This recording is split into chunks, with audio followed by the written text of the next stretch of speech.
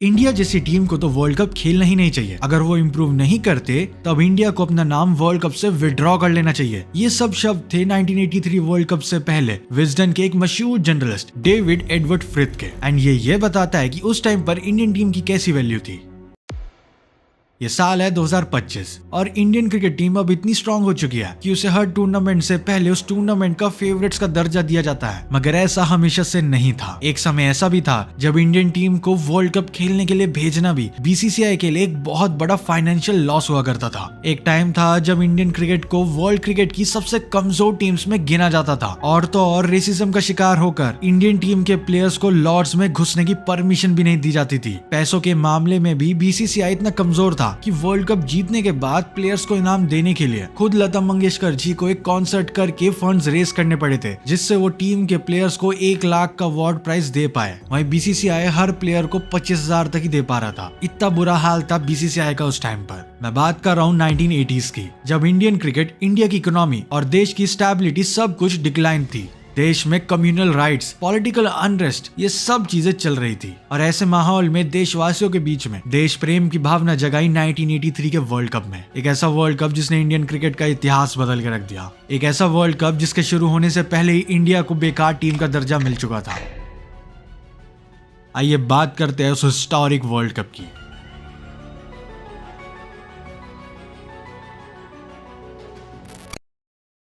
By the way, recently मेरे पास काफी ज्यादा डिमांड आ रही थी डिस्कॉर्ड सर्वर बनाने के लिए, सो हमने डिस्कॉर्ड सर्वर बना दिया for all type of cricket related discussions. अगर आपको ज्वाइन करना है तो आपको लिंक डिस्क्रिप्शन में मिल जाएगा, डू चेक आउट।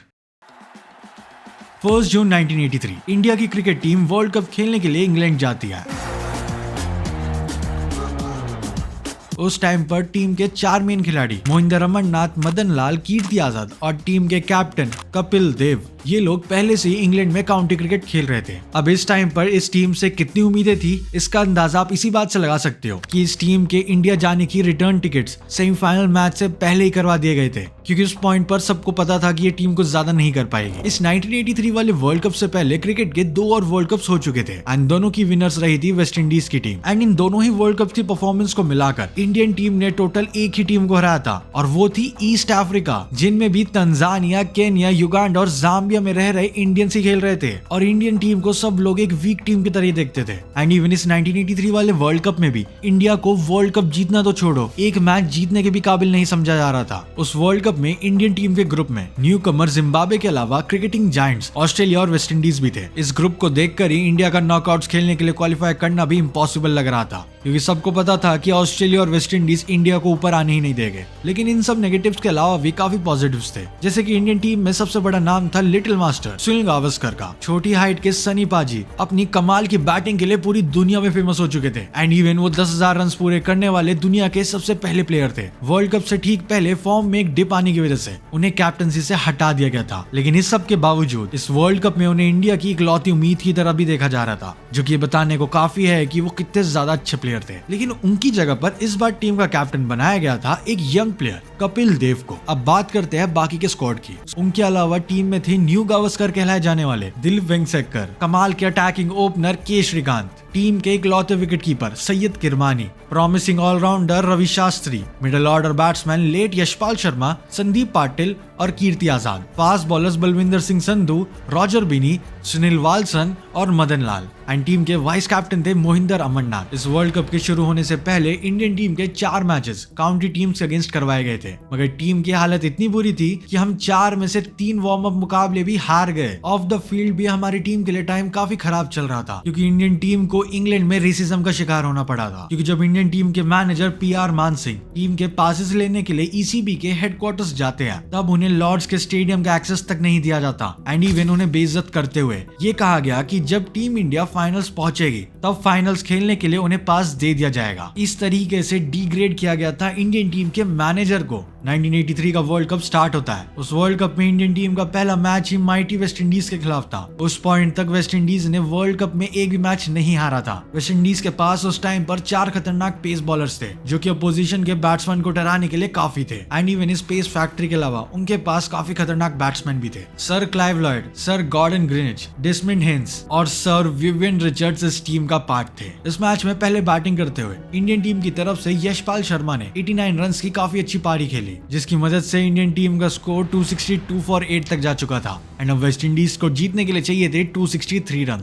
सबको यही लग रहा था कि वेस्ट इंडीज टीम इसे जीत जाएगी, आखिर इंडियन टीम है ही क्या चीज। लेकिन जब वेस्ट इंडीज टीम बैटिंग करने आती है तो उनके विकेट्स गिरते ही रहते हैं और ये विकेट्स की बारिश नहीं रुकती एंड माइटी वेस्ट इंडीज की टीम 228 पर ऑल आउट हो जाती है और इंडियन टीम इस वर्ल्ड कप का पहला मैच 34 रन से जीत जाती है, और वो भी वेस्ट इंडीज को हरा के। वही वेस्ट इंडीज जो कि 2 वर्ल्ड कप से लगातार चैंपियन थी। वैसे तो ये वर्ल्ड कप का पहला ही मैच था, लेकिन इंडिया ने इस पहले मैच को ही जीतकर ये ऐलान कर दिया था कि इस बार ये टीम बस पार्टिसिपेट करने नहीं आई है बल्कि डोमिनेट करने आई है। इंडिया ने वेस्ट इंडीज को हराकर वो कर दिखाया जो इससे पहले किसी और टीम ने नहीं किया था। ग्रुप स्टेज के दूसरे मैच में इंडिया का सामना हुआ जिम्बाब्वे से, वो जिम्बाब्वे जो कि ऑस्ट्रेलिया की टीम को पहले मैच में हरा कर आ रही थी। हालांकि जिम्बाब्वे की टीम बहुत कमजोर थी और ये इस मैच में दिख भी गया। जिम्बाब्वे की टीम इंडिया के सामने टिक ही नहीं पाई और केवल 156 के स्कोर पर ऑल आउट होने के बाद इंडियन टीम ने बिना किसी ऑब्स्टेकल के जिम्बाब्वे को वो मैच हरा दिया। इंडियन टीम और सभी फैंस काफी खुश थे।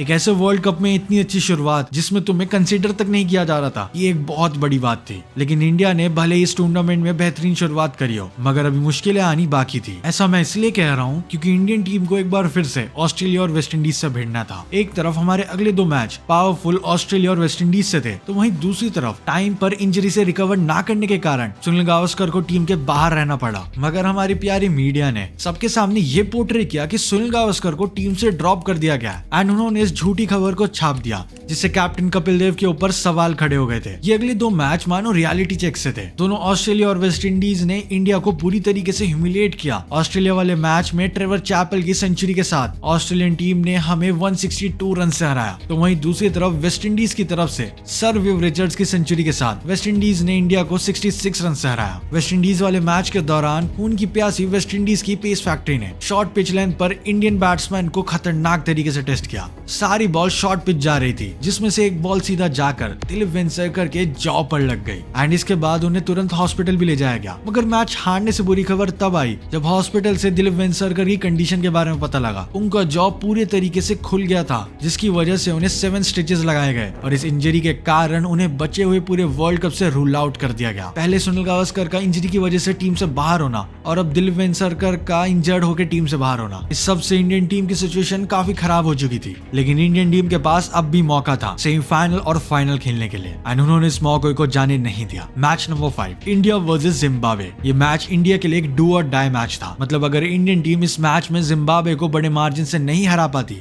तब इंडिया का सेमीफाइनल में जाना इम्पॉसिबल था। इस मैच के दिन बीबीसी ने स्ट्राइक करी हुई थी, जिसके कारण उस दिन ब्रॉडकास्टर्स नहीं थे, यानी कि इस मैच को रिकॉर्ड नहीं किया जा रहा था। इस मैच के साथ ही साथ लॉर्ड्स में 2 क्रिकेटिंग जायंट्स ऑस्ट्रेलिया और वेस्ट इंडीज के बीच भी मैच हो रहा था। अब इंडिया को अगर सेमीफाइनल खेलना था तो किसी भी हालत में इस मैच को जीतना था, लेकिन इस पॉइंट के बाद जो हुआ वो किसी ने भी नहीं सोचा था। इस मैच में इंडियन टीम पहले बैटिंग करने आती है एंड पहले बैटिंग करते हुए टीम इंडिया बुरी तरीके से कोलैप्स हो गई थी। इंजरी से कमबैक करे सुनील गावस्कर बिना खाता खोले पवेलियन लौट गए एंड उनके ओपनिंग पार्टनर के श्रीकांत भी ज्यादा टाइम तक क्रीज पर नहीं टिक पाए एंड फिर इसके बाद मोहिंदर अमरनाथ भी स्विंग होती हुई बॉल पर कॉट बिहाइंड हो गए और इस टाइम पर टीम का स्कोर था 6 फॉर 3 का। इंडियन टीम की ऐसी शुरुआत एक बुरे सपने से कम नहीं थी, जो खत्म होने का नाम ही नहीं ले रहा था। फिर संदीप पाटिल भी 1 रन बनाकर आउट हो गए और अब टीम का स्कोर 9 फॉर 4 एंड इसके बाद बैटिंग करने आते हैं टीम के कैप्टन कपिल देव एंड वो क्रीज पर अभी आए ही थे एंड उनके साथ ही यशपाल शर्मा भी आउट हो गए और टीम का स्कोर पहुंच चुका था 17 फॉर 5 पर। और इस पॉइंट पर इंडियन टीम के 100 रन बनाना भी बहुत मुश्किल लग रहा था। अब ये मैच जो कि शुरू तो हुआ था इंडियन टीम के सेमीफाइनल में जाने के चांसेस के लिए, उसमें अब टीम की इज्जत बचाने की बात आ गई थी। और इसके बाद फिर होना क्या था, कपिल देव हर बॉल पर अटैक करने लग गए। उनका बैटिंग करने का मकसद रन बनाने से हटकर अपना गुस्सा निकालने का बन गया और देखते ही देखते कपिल देव ने अपनी सेंचुरी भी पूरी कर दी। ये किसी भी इंडियन प्लेयर की वर्ल्ड कप में पहली सेंचुरी थी, मगर अभी भी काम पूरा नहीं हुआ था। सेंचुरी होने के बाद भी कपिल पाजी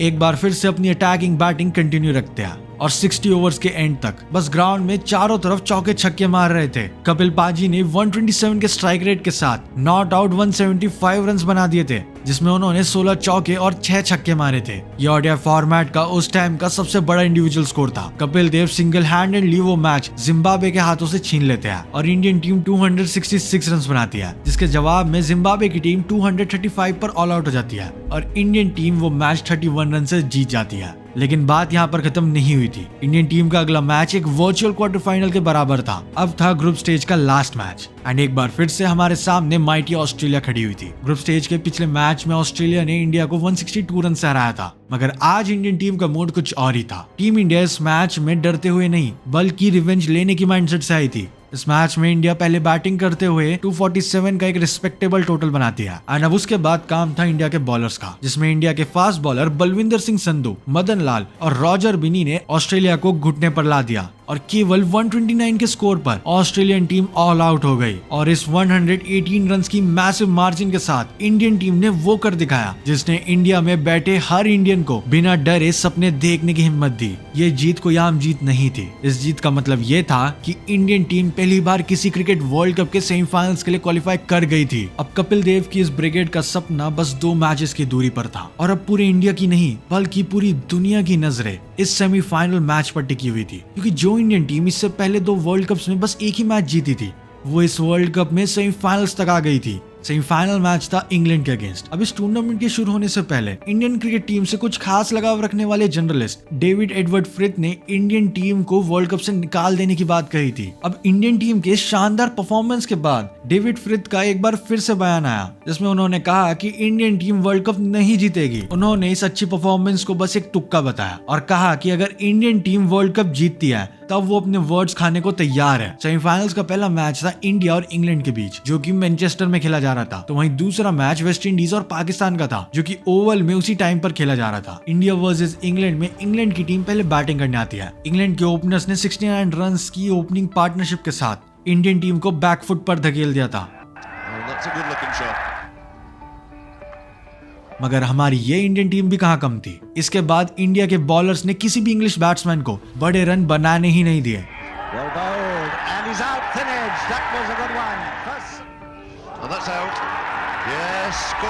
और इंग्लैंड की टीम 60 ओवर्स की आखिरी बॉल पर 213 रन पर ऑल आउट हो गई। एंड इसके जवाब में इंडिया के मिडिल ऑर्डर मोहिंदर अमरनाथ, यशपाल शर्मा और संदीप पाटिल ने मिलकर उस टारगेट को 32 बॉल्स रहते ही जीत लिया। उस टाइम पर ज्यादा सिक्योरिटी ना होने की वजह से मैच की लास्ट बॉल्स पर यूजुअली पिच इन्वेजन का खतरा होता था, तो उस मैच में इस चीज का होने का खतरा देखते हुए इंग्लैंड के कैप्टन ने सभी फील्डर्स को ऑफ साइड पर ही लगा दिया, जिसके बाद संदीप पाटिल के शॉट मारते ही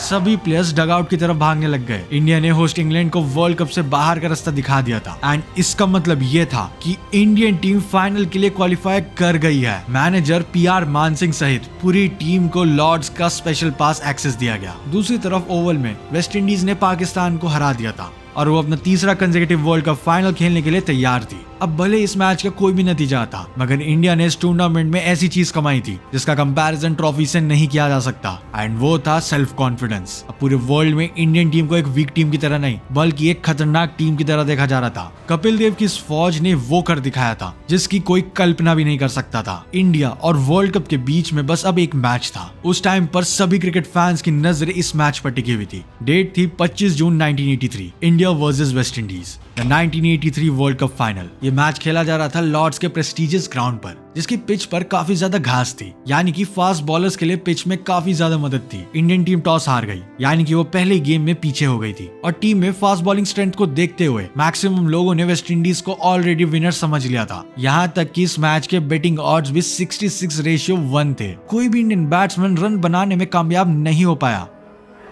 Well done, that's beautifully bowled. Gavaskar has gone, the first wicket down. Always bowling, beautiful ball. और वेस्ट इंडीज के बॉलर्स रेगुलर इंटरवल्स में विकेट लेते जा रहे थे। That's out. Hold him.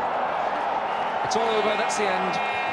और इंडिया 183 पर ऑल आउट हो गई। सेमीफाइनल्स में भी सेम ऐसी कंडीशंस थी वेस्ट इंडीज और पाकिस्तान के मैच में, जहां वेस्ट इंडीज ने इतने ही स्कोर को पाकिस्तान की बेहतरीन पेस अटैक के सामने आसानी से चेस कर लिया था। 184 का टारगेट बहुत ही छोटा था। सबको यही लग रहा था कि वेस्ट इंडीज टीम इसे जीत जाएगी, मगर वो दिन कुछ और था और ये दिन अलग था क्योंकि ये इंडियन टीम का दिन था। पूरे टूर्नामेंट में स्ट्रगल करने के बाद अब इंडिया की बारी थी पूरी दुनिया को गलत प्रूफ करने के लिए और बताने के लिए कि ये इंडियन टीम क्या कर सकती है। सेकेंड इनिंग में इंडियन टीम हर एक रन के लिए जान जोखिम में लगाने वाली थी। न्यू बॉल से बलविंदर सिंह संधू ने सर गॉर्डन ग्रीनिज को महज 1 रन पर चलता कर दिया,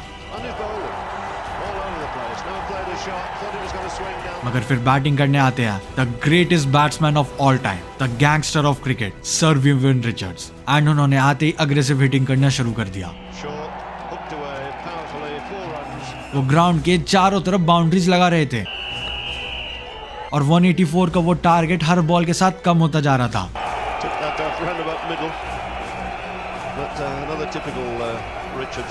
एंड वेस्ट इंडीज 1 विकेट के नुकसान पर 50 रन तक पहुंच गया था, मगर उसके बाद 6 मारने की कोशिश में सर विव रिचर्ड्स ने बॉल को मिस टाइम किया और पीछे भागते हुए कपिल देव ने एक शानदार कैच पकड़ा।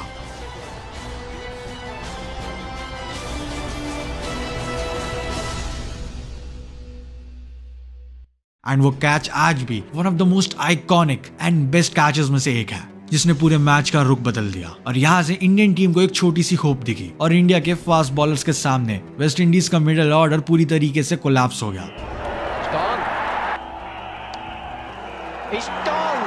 और देखते ही देखते वेस्ट इंडीज का स्कोर 66 फॉर 6 हो गया और अब इंडिया को बस वर्ल्ड कप दिखाई दे रहा था। मगर चीजें जितनी आसान दिखती है वो असल में नहीं होती।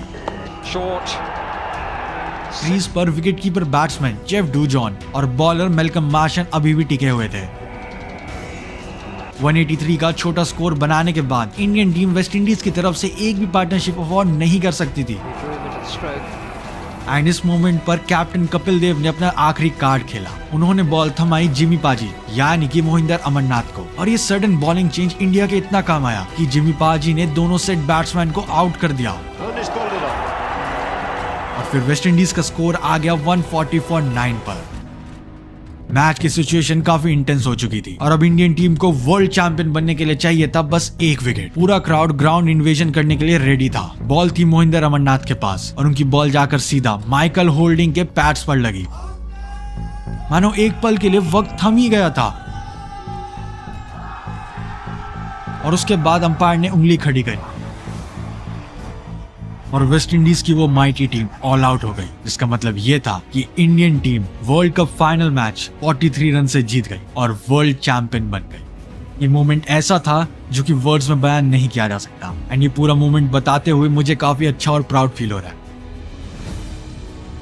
वर्ल्ड कप की वो चमचमाती ट्रॉफी कपिल देव के हाथों में थी और उसी समय 7 समंदर पार पूरा इंडिया क्रिकेट के प्यार में गिरने को तैयार था। ये लड़ाई सिर्फ हार और जीत की नहीं थी, ये लड़ाई थी इज्जत की। इस जीत ने पूरी दुनिया को इंडियन क्रिकेट को सीरियसली लेने पर मजबूर कर दिया। यहाँ तक कि जिस टीम को लॉर्ड्स में घुसने की परमिशन तक नहीं दी गई थी, उसी टीम ने लॉर्ड्स में जाकर ये वर्ल्ड कप जीता था एंड इवन उसी टीम के घर पर अगला वर्ल्ड कप ऑर्गेनाइज किया गया था। ये कहानी दुनिया की सबसे बड़ी अंडरडॉग स्टोरीज में से एक है। कैसे एक टीम ने अगेंस्ट ऑल द ऑड्स जाकर existing world champion West Indies को हराकर पूरी दुनिया को शॉक में डाल दिया। एंड ऑल्सो इस फाइनल के 1 महीने बाद जनरलिस्ट डेविड फ्रिथ, जिन्होंने कहा था कि अगर इंडिया जीत गई तो वो अपने वर्ड्स खा जाएंगे, वो लॉर्ड्स के ग्राउंड पर गए और उन्होंने एक ग्लास रेड वाइन के साथ अपना लिखा हुआ न्यूज़पेपर आर्टिकल खा लिया। ये थी 1983 वर्ल्ड कप की स्टोरी, या फिर यूं कहूं ये थी स्टोरी इंडियन क्रिकेट के एक नए फेज की। इसके बाद इंडियन क्रिकेट किस ऊंचाई पर गया और कितने सारे लेजेंडरी प्लेयर्स दिए। इस जीत ने इंडियन टीम को एक इज्जत दी और इसने पूरे इंडिया में क्रिकेट के लिए पैशन और बढ़ा दिया। जिसके बाद इंडिया ने एक से बढ़कर एक लेजेंडरी प्लेयर्स दिए और इंडियन टीम ने कैसी हिस्ट्री बनाई है और किस ऊंचाई पर इंडियन टीम गई है, इसको पूरे वर्ल्ड ने विटनेस किया।